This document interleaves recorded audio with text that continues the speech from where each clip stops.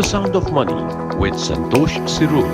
Hello and welcome to another super amazing episode of The Sound of Money, my podcast.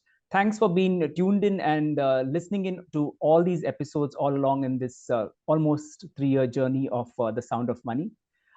Today I have a very young, bright, smart mind joining me from Pune in India. He's Mr. Rohan Borawake, who is the co-founder of FinSharpe. Now, what's FinSharpe? We'll get to know a lot more about that as we talk along this episode. But first, let's welcome our guest. Hi, Rohan, and welcome to The Sound of Money. Hi, Santosh. Thanks for having me. Most welcome. Pleasure to have you on this podcast. So, FinSharpe basically is, a SEBI registered investment advisor that basically creates long-term investments strategies using quantitative finance.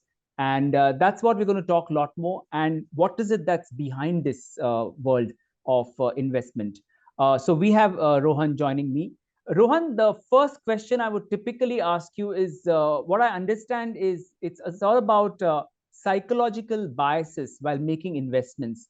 It's about human psyche. So what exactly is the role here that actually psychological biases play here and a human mind plays here? Maybe you could shed more light on that. Definitely. So, I keep telling people a lot that, investing is very straightforward, but very difficult to actually implement. And the distance between, it being straightforward to it being difficult is the human psychology that comes into play. Yeah. So no matter which investor, fund manager you look at, they all stress on, having a very disciplined process and limiting the psychological biases that come into the picture. So what we want to, discuss and, what I would be sharing with you is also the actual scenarios that I come across when I speak with clients and, what is the thought process that they're going through when they're making some mistakes. Yeah. Perhaps this will help other investors as well to make better informed decisions. Okay, fantastic. So let's double click on the psychological biases. Basically, what exactly really goes under the skin when we talk of psychological biases? What are the kind of maybe examples that you can share with your interaction with your clients, with the industry? Right. Perfect. So there are various. There's a bunch of psychological biases, but we'll cover the more primary ones. Yeah. The more popular ones, which I'm sure everyone must have come across. So we can start with one of the key biases, which is let's say recency bias. A recent event that has taken place is probably influencing your investment decision. Okay. This is a very classic example. I'm sure everyone must have come through it. So let's say that a news comes up on, let's say, a stock where performance numbers are reported. Months ago, I wrote an article about Apollo tires being the case. So the headline was that Apollo tires posted a healthy profit and a very good profit after tax number. And that was the headlines, and it was a very positive, bullish, upbeat headline. Yeah. The next day, this was during the markets were closed. The next day, the stock fell 4%. Wow. So and one would say that okay, after posting such healthy numbers, the stock should have rallied. It's a bullish news, right? Absolutely. However, that did not happen, and this is a very common trap that investors may fall into. Where recent news, recent events really influence their investment decisions, which is actually a very long-term process. So it's never the actual thumbprint of data. It's always the expectations, what the markets were expecting and what the results were. So the surprise quotient, that's a very important factor. But however, investors always give a lot of importance to the recent news and the recent developments that are happening. Okay, so recency is one. Are there any more examples that you can share in terms of these psychological barriers? And of course, a very important biases. What I also want to maybe you can highlight is that they need not be, a limited number. I'm sure they are exhaustive in list, really. And how much and as an impact do these psychological biases actually do when it comes to influencing or making that investment decision? Right. So let's take a giant example, where we'll come to this bias, which is familiarity bias. I mean, I'm taking all the simple ones where, The name itself explains the bias. So you tend to, believe or, sort of make investments where you're more familiar with the company. The large example being the LIC IPO. Yeah. I had many investors making calls, during that phase that, hey, I would like to invest in the LIC IPO, and it's, the company is definitely going to make money in the future, so we would like to invest in it.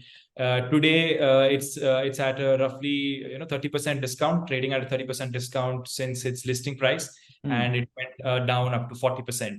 Yeah. Okay. So, what investors often mistake is that something that they're familiar with, that they know about, will not necessarily make money in the long term. Okay. It's a very, so it's not just that, okay, if you know a business and you use their products and you're familiar with it, this is a very common, popular myth of investing, that, you should invest in the products that you buy, while, you need backing of numbers, the numbers should support that data. For example, recently I was looking at this example of Apollo Hospitals and Narayan Hridayalaya, which is the more popular one, right? The popular stock, the popular brand is Apollo Hospitals. Yeah. More in the health space. Yes, in the similar healthcare space. Yeah. Right? There are, of course, various differences when you speak about two companies. There's company size, the business module, various other things. But, given the two choices, one would naturally invest in Apollo Hospitals. If you look at the last 3 years pricing, the story, it is a different picture altogether, Yeah. So we try, investors mostly invest where they know the brand, and but however, it should be more data driven. It should be more numbers oriented. Okay. This is another common trap that investors fall into. Okay. Now that we know the kind of biases or common biases, as we call them, how can they actually impact your portfolio, the investment portfolio of the client? Yes, definitely. So another one is, when it comes to mutual fund investing, since, mutual funds is the popular choice of investments, we'll come to how that might impact your investment decisions. So typically, when clients want to, and this is when, I'm talking about clients who do their own research to invest in mutual funds.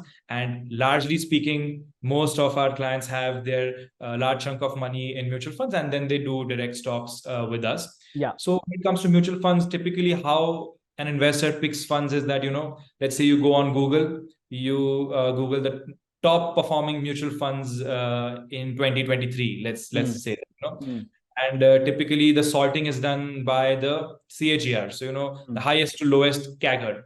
Yeah. And by the way, these are point estimates that they're looking at.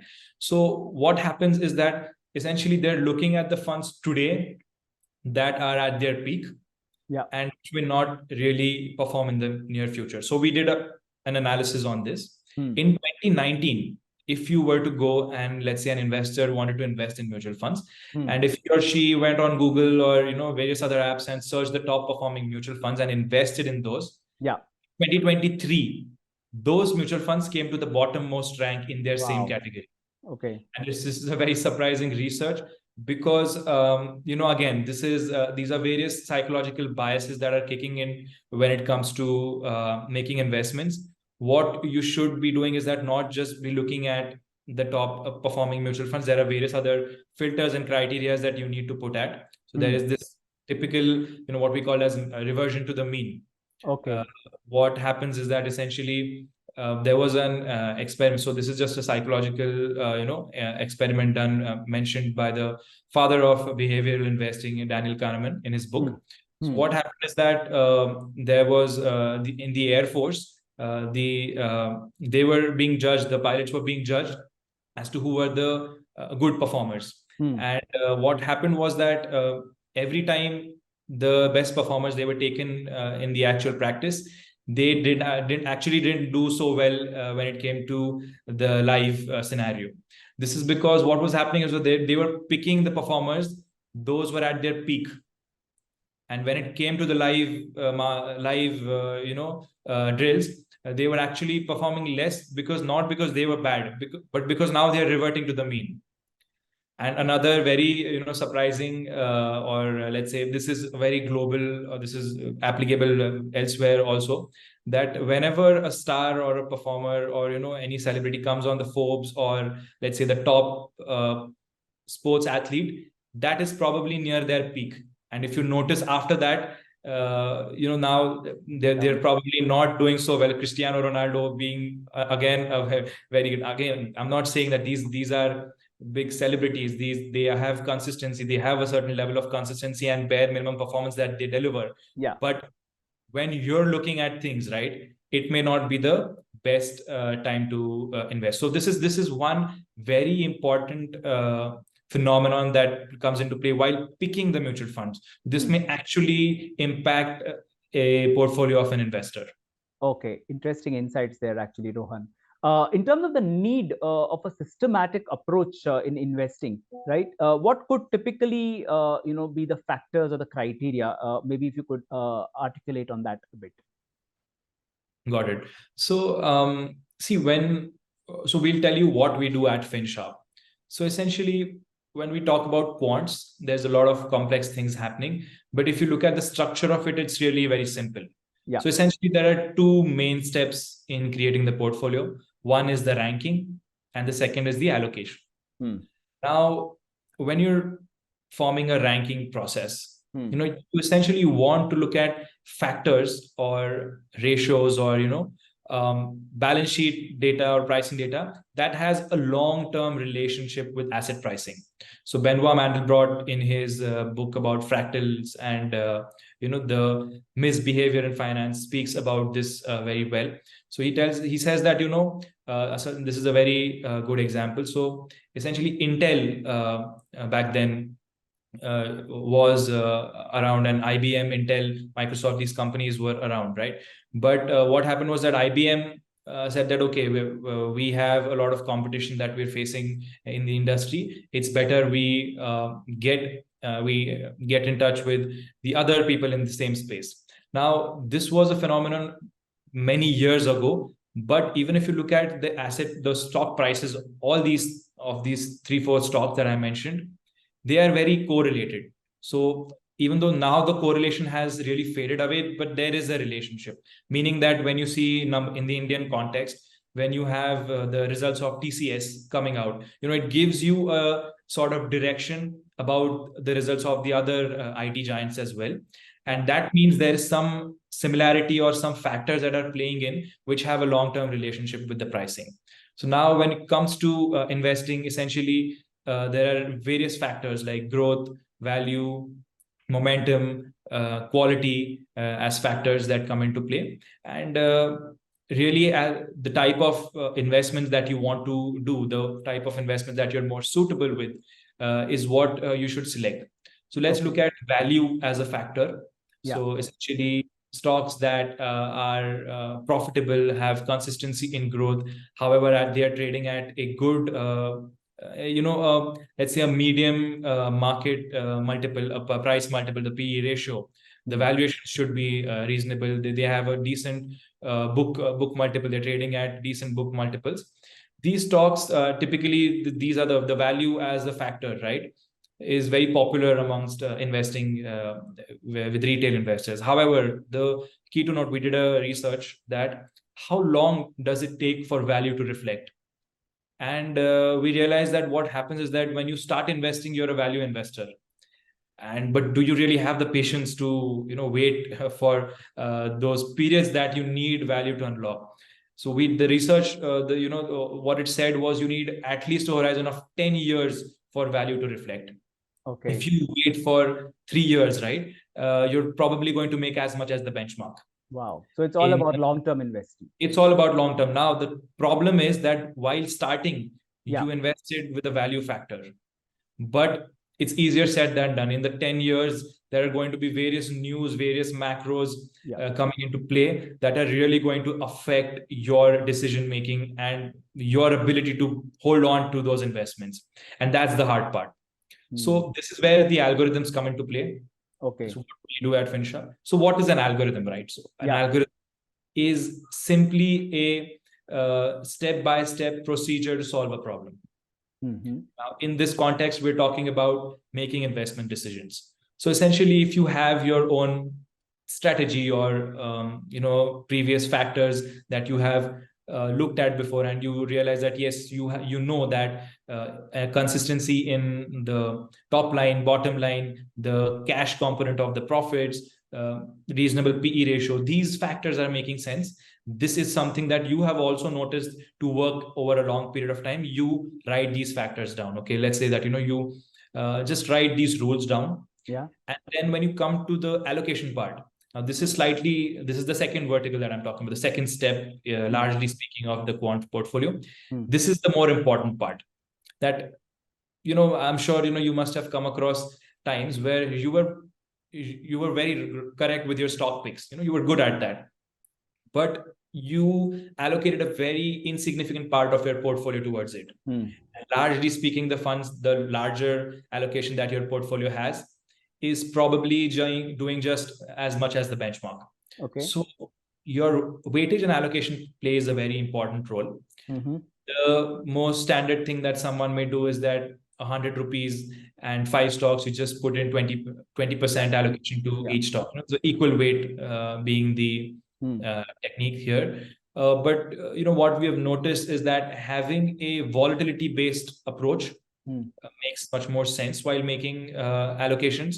So essentially what you're doing is that you could follow an inverse volatility approach. Okay. So a risk parity approach. So in simple terms, what we're doing is that let's say you want to make a 5 stock portfolio. Okay, so that's not what we do, but just for example's sake, that in the first step, you're ranking the stocks.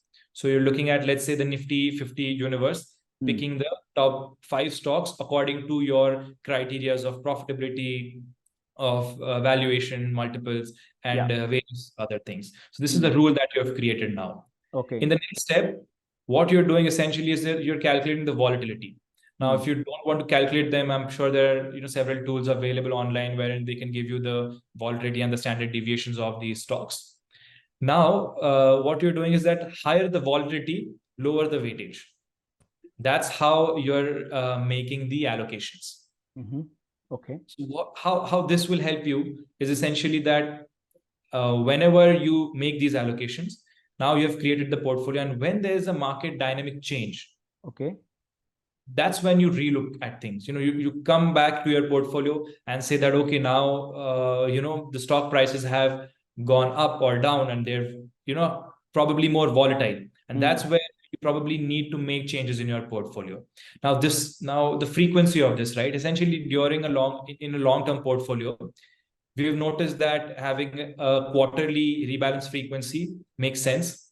However, markets are really dynamically changing very quickly nowadays. So you may, depending on the situation and the market impact of events, choose to go to a smaller frequency when that event occurs. But this is essentially, creating a rule, creating a systematic approach while making the investment decisions and then sticking to them. So this is the least you could do, when you create a portfolio using just these two approaches. It will definitely help to reduce a lot of psychological biases. Okay, but how can one benefit from all these approaches that probably one could apply basis that psychological biases? How could one, as an individual investor, what could be the positives that he or she could look forward to? Right. So definitely, I mean, the positives, see, in the sense that the first step is minimizing the errors, right? The first step is realizing that, what are the things that are in one's control to reduce losses, to reduce the errors. And that's where that paves the path towards profitability. Now, how does it impact? So we did a research on how can weightage, allocation game impact your stock, your portfolio, your actual portfolio. And the results were quite astounding. So we realized that if you were to follow, let's say, an equal weight or a risk parity weight compared to certain other optimization techniques, there is a significant difference. And the difference is ranging anywhere up to 2 to 5% CAGR compared to your traditional methods of investing. So this will actually materialize and, impact your portfolio performance if you follow these rules. When we came to mutual fund picking, if you avoid those biases while, when you're just going and looking at the top performers and always buying them, you could really minimize your losses there. So this will really materialize and reflect in your portfolio returns as well. Okay, that's very interesting. But why the need for quant finance, Rohan? In this today's world, I do know technology is playing, or fintech, as we know, is playing a tremendous and a very substantial role. What has led to this need for quant finance in investing world? Right. So quant finance, if you speak about the Indian context, Yeah. The availability of data and the market breadth. You have just about a few hundred companies in the Indian stock market which are liquid, which have good market depth, that when you invest, it won't move the markets. Yeah. And in this depth, the quality of data that you have for to analyze the various factors and number crunching that you do for quants. Now, this is evolving. This is it has been a few years now that you have quant-based mutual funds coming in. Even the other fund houses are now launching their own quant schemes, because as we move towards a $5 trillion economy, Yeah. what's happening is that your stock market penetration is increasing a lot. And that will also lead to higher liquidity among instruments. The market breadth will also increase in the near future. Yeah. So when this happens, when you have a good history of data, good quality data and market depth, there is more you can do when it comes to quants. And this trend is clearly visible because of the increasing number of quant mutual funds that you can see, and the quant fund managers also. Personally, I was a trader where we made decisions based on human analysis and news. I believe it's not very sustainable. You need a disciplined approach. You need quants to really reduce your psychological biases, because that is the way forward. That is what I am more comfortable with personally. Okay. So the need to invest using a quant approach stems from this core problem of psychological biases. And now, as we move towards the data resources being available more widely, things are just becoming more and more accessible to the investor. Okay. I'm sure our listeners would love to know what are the basic steps basically in creating a quant-driven portfolio. And I'm specifically about creation and optimization. And of course, a very important development today is the role of AI, right? So what probably is the role of AI in basically in finance, the world of finance? So maybe if you could just give an insight into that based on your experience. Right. So the steps involved, as I said, two verticals, the allocation, the ranking, and the second one being the allocation. Yeah. However, that's not where things end. What is very important is so essentially whenever we at FinSharpe, we create a strategy, we would like to go back in the past when, let's say our advisory practice was not present, and see how we would have done in those situations. So the stress test, the back test is what we call it. So essentially, when we go back in time, we're able to generate scenarios and understand how we would have performed, and hence improve the strategies wherever tweaking is necessary. So this is a very important steps in quants, and I believe that is slightly hard to achieve. But however, it is mandatory. I mean, without that, we do not move ahead with the strategy. Okay. So this is about just brief steps in the quant process. The other question was. Other question was basically about the role of AI in finance. What kind of role is AI? I'm sure it's definitely a lot more than and it's really kind of continuous advancement, continuous improvement. So how is that optimization happening in terms of AI?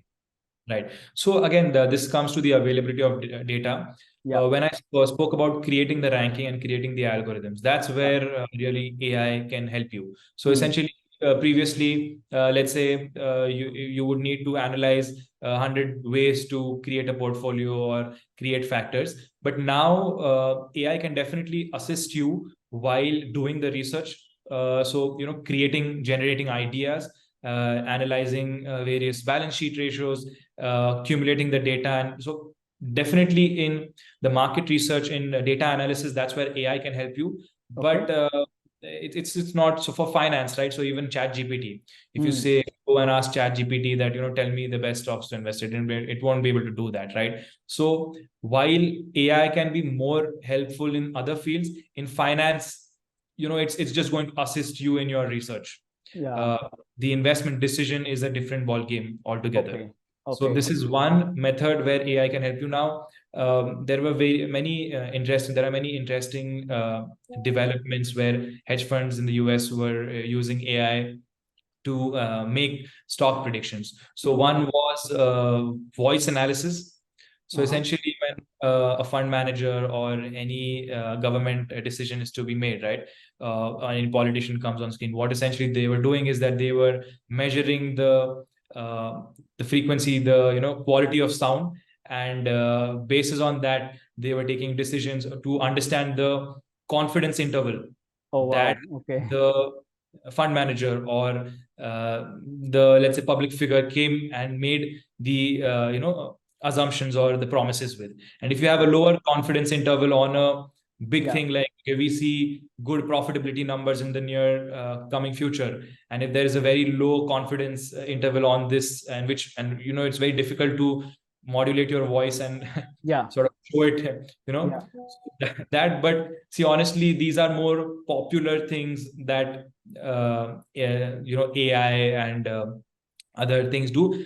Whether or not they're actually generating money, that is still, that's the bottom line, right? That's the bottom line. Yes, that is the bottom line. And again, if that was the case, we would not have so many fund managers, we would not have so many financial advisors in existence. Yes, human intelligence, end of the day. Let's talk about a few key takeaways, Rohan. One, of course, I just want to know what could be the amazing resources or books probably that one could recourse to access, to get to know a lot more about it.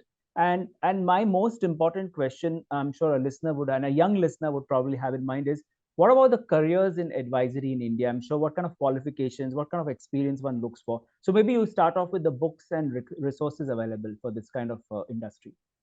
Perfect. So to get started, I always recommend the Zerodha Varsity course. It's a free online course offered by Zerodha. It's a good entry level stock market course, which will give you an idea about the basics. Moving forward, if you're looking at quants, Quant Insti offers various certifications in quant finance when it comes to coding or creating strategies, etc. They also have their EPAT, which is a more professional course in quant finance. So these are a couple of suggestions when it comes to learning resources. Then book recommendations. So I think for any investor, right, be it quant, be it any other approach, definitely understanding these biases is important. So I highly recommend Thinking Fast and Slow by Daniel Kahneman. Then Black Swan by Nicholas Nassim Taleb. That really give you an understanding of what not to do more than what to do. And I think that's if you get what not to do, it's more relevant, more important to collect, more important, more relevant. And definitely on the other side of spectrum, then you can the Intelligent Investor. These are the most common books, you may say, but I still think that these are very fundamental building blocks to learn and know anything about finance. So I think these are the top 3 books that I would recommend. Okay, and when it comes to careers, any particular qualifications? Do you need to be like a nerd at IIT, or is that possible that you have an average student, great in maths, or really an average in maths probably is fine? What kind of qualifications? The reason where I'm coming from is if you may have a 18, 19-year-old who's wanting to delve into this kind of space and into a career like that. So what are the kind of minimum requisites one could look forward and start preparing on, Right. So to work with SEBI registered advisors, essentially it's called person associated with investment advice. Now there's a lot of talk going on about the qualification criteria, and hopefully SEBI may relax it in the near future. However, there are some exams by NISM, National Institute of Stock Markets, particularly the XA and XB. So these are the exams which I think students can focus on cracking. The syllabus for these exams has changed. It has become slightly more competitive. So that can be a good starting point. After that, you need to have a 3-year experience in, let's say, the financial industry. You can start with working with a broker or, so these entry-level associate, levels. level Just to know the analyst. ABCs of investing and Yes, to know the ABCs. Hmm. However, now, hopefully, I mean, this is what is the need of the hour. We need more people to get registered in this space and offer advice which is fully transparent. And this is growing. So you have a lot of advisors that are also coming into the market. So typically, when you talk about the SEBI registered advisors, that can be a good point, to start.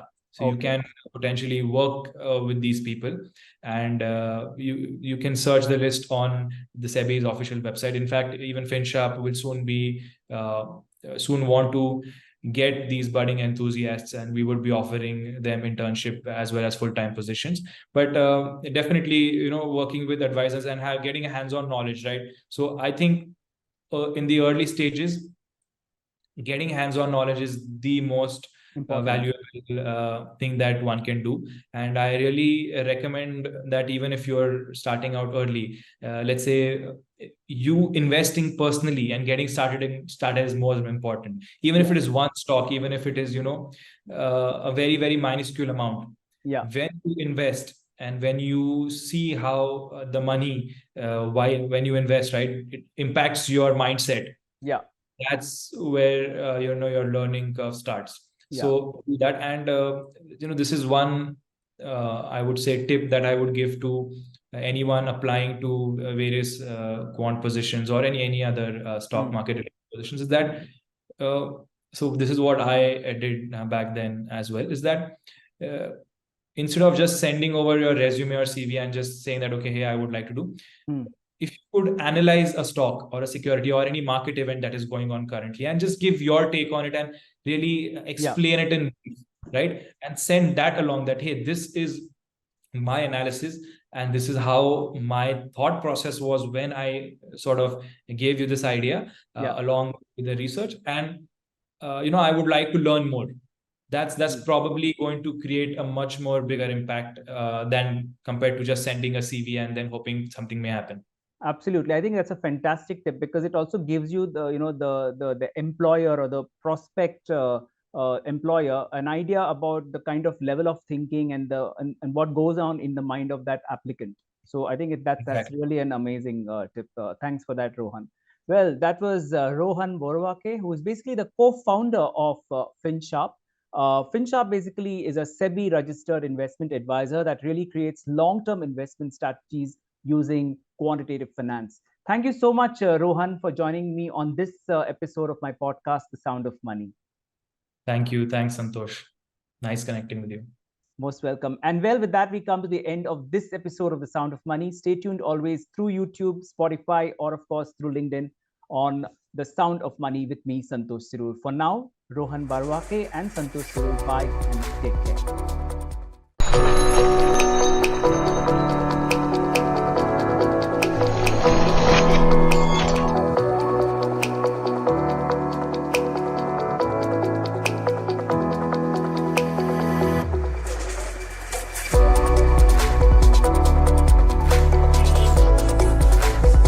The Sound of Money with Santosh Sirur.